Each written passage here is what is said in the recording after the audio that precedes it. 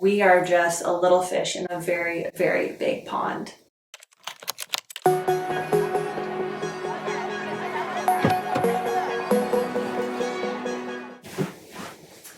Hi guys, welcome back to my channel. My name is Megan May. For those of you who are new here, welcome. If you're returning, hello again.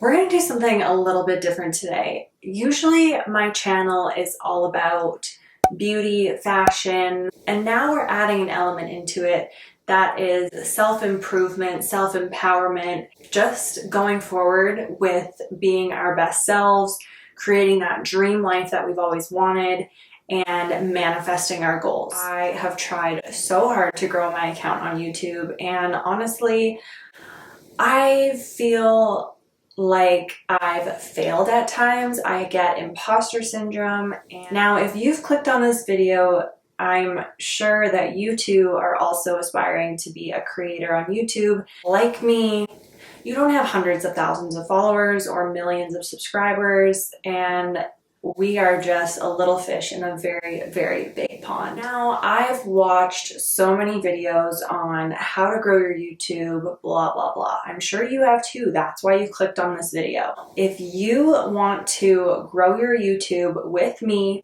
alongside me, holding hands, going through all of the strategies that all of these bigger creators have passed down to us, then you've come to the right place. Obviously, that's why you've clicked on this video. In these videos, a lot of the stuff is repetitive.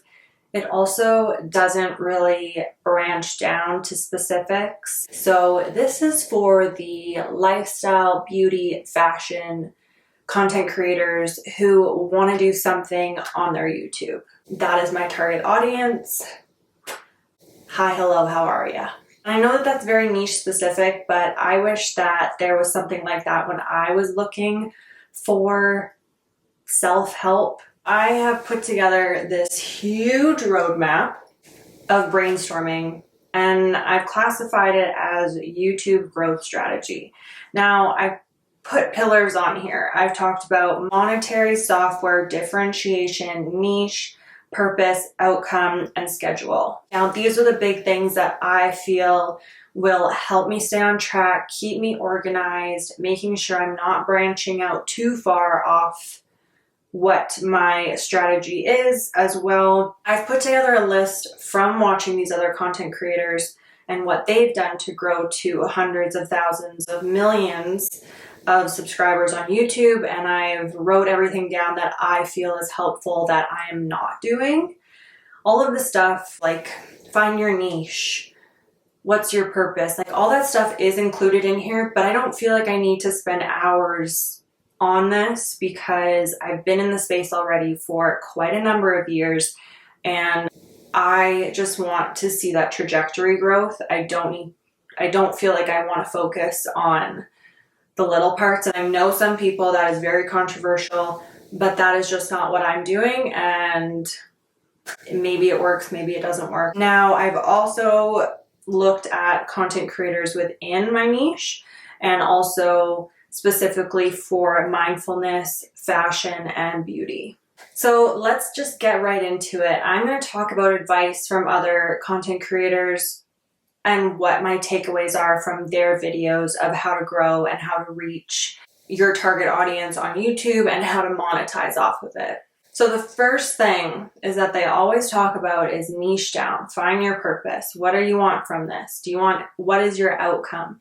If you want to solely have the purpose of monetization, you're going to burn out quick because yes, you may become monetized, but if the passion isn't there and the fire isn't there, it's not going to drive you to continue doing it.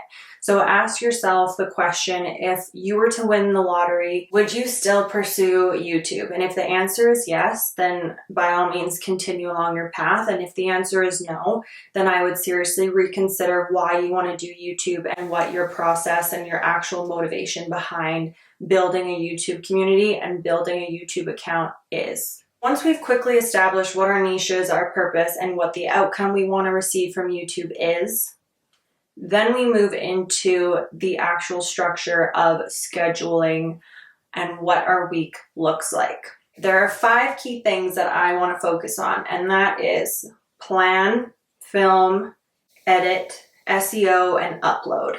So what I've done is I've created this little calendar. This is what my little calendar looks like. And basically it summarizes what my week looks like with those 5 pillars. So some of them may overlap, which is totally fine because I won't be spending all the time in those 3 days editing my YouTube video. And at the end of that last day, I'm going to do half editing to make sure that my video looks precise, pristine, it looks good to go. And then I'm going to focus on creating that SEO. I use TubeBuddy. I haven't found the most benefit out of it, and it is expensive for what it is. Obviously the better plan is way more expensive and you probably get your bang for your buck, but for me I was like, okay, we're gonna do the middle guy. I could go with or without it. I feel like now in my YouTube journey I kind of know the tools and the tips and the tricks that I can look at in order to compare if this video is going to do well or it's going to flop. So this is how I kind of structure my week. I plan out my content and what I'm going to create on Wednesday, Thursday. I basically go onto YouTube, look at what the other creators are doing, see the videos that have gained a lot of reach or have gone viral. I take that idea, I recreate it, add my own little spin on it, and that is the video that I plan on creating. I do work a 9 to 5, full disclosure. So Friday, Saturday are my film days. And now I usually film in the evenings or the mornings so that I don't feel like it's all hitting me at once and I can actually have my 9 to 5 and then also have my content creation on the side. And when I edit, it is Saturday to Tuesday. I give myself a lot of leverage here just in case I do have things that come up. If I do have dinners I want to go to or a workout class, I don't feel like I'm behind schedule in editing my YouTube video. At that last day of editing, like I had mentioned, I throw in SEO. So then I focus on my thumbnail, my title, and my description, making sure everything, including the tags, the keywords, everything is good to go. And then I schedule for an upload on Wednesday and I repeat that whole process. I plan, I film, I edit, SEO, upload. That's the way my week goes.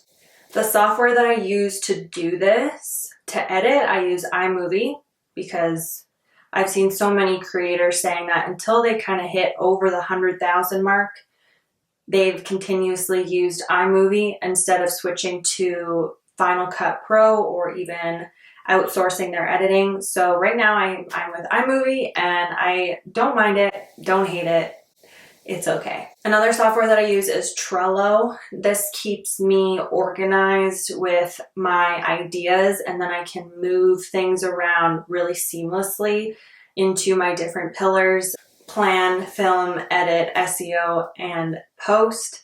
So that way I know in what pillar each topic is in and which each video is in. So a lot of people have said that you need to focus on your thumbnail and your title.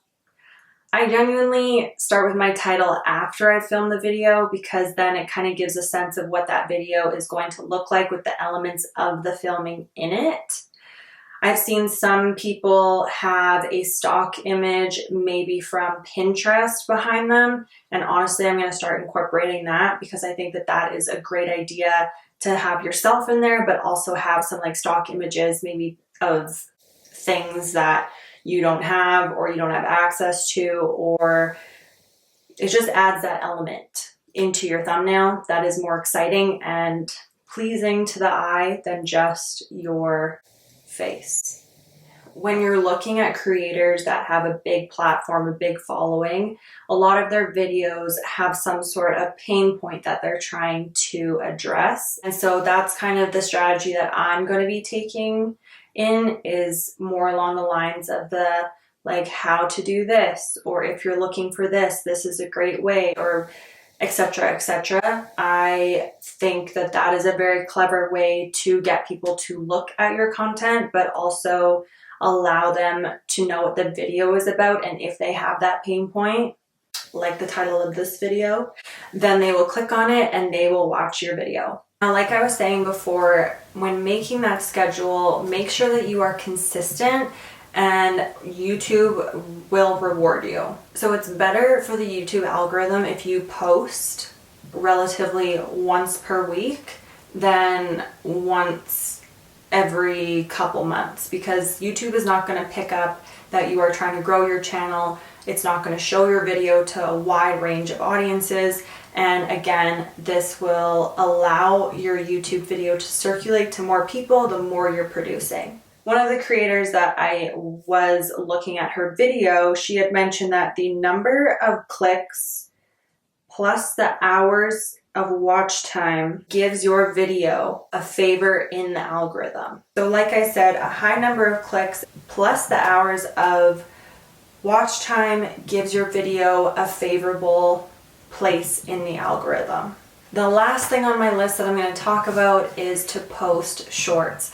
And shorts are a great way to, again, reach a wide variety of audience members and to bring them to your long form content on your channel. Sometimes though, I find that shorts will flop, and that's okay because we're all about trial and error right now. So because you are a small account, just continue to stick with it, be consistent, make that schedule, focus on the pain points of your audience within the niche that you're trying to stick with, and I promise, fingers crossed, hopefully we will be able to grow together and create that purpose of what the YouTube community is missing, and that is you. Alright you guys, thank you so much for watching this video. Again, I know it was a little bit different than my current content on my feed, but I wanted to branch out and try something different. Anyways, you guys, I hope that you have a great rest of your day, and I will see you in the next video. Megan May out.